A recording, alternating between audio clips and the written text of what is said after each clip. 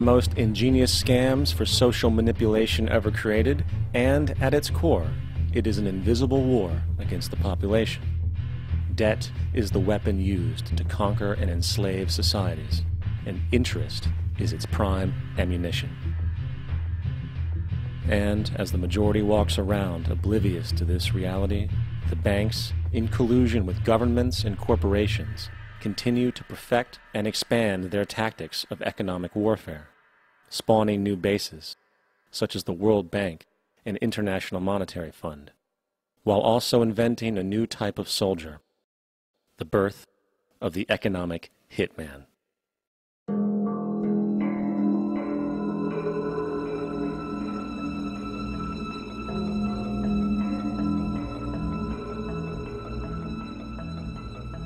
We economic hitmen really have been the ones responsible for creating this first truly global empire.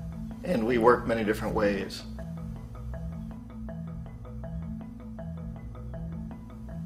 But perhaps the most common is that we will identify a country that has resources our corporations covet, like oil, and then arrange a huge loan to that country from the World Bank or one of its sister organizations. But the money never actually goes to the country. Instead, it goes to our big corporations to build infrastructure projects in that country, power plants, industrial parks, ports, things that benefit a few rich people in that country, in addition to our corporations, but really don't help the majority of the people at all. However, those people, the whole country is left holding a huge debt.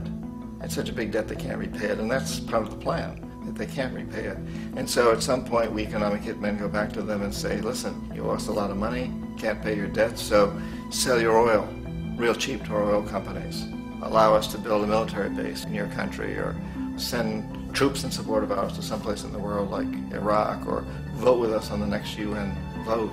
To have their electric utility company privatized and their water and sewage system privatized and sold to U.S. corporations or other multinational corporations.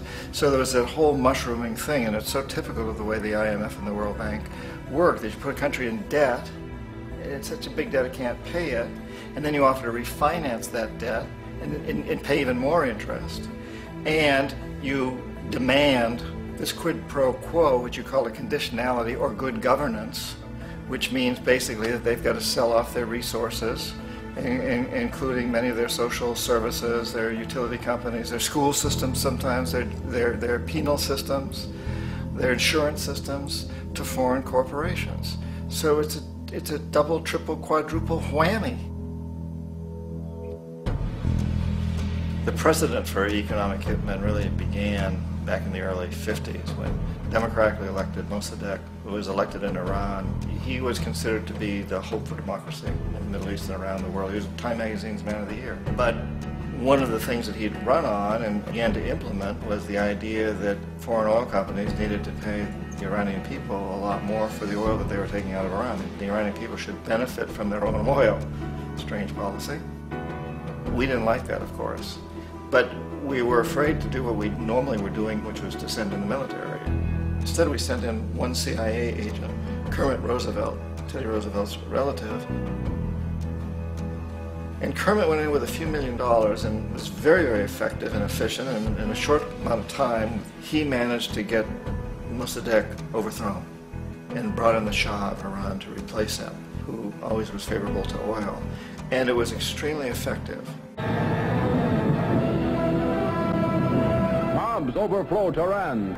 Army officers shout that Mossadegh has surrendered and his regime as virtual dictator of Iran is ended. Pictures of the Shah are paraded through the streets as sentiment reverses. The Shah is welcomed home. So back here in the United States, in Washington, people looked around and said, wow, that was easy and cheap. So this established a whole new way of manipulating countries, of creating empire. The only problem with Roosevelt was that he was a card-carrying CIA agent, and had he been caught, the ramifications could have been pretty serious.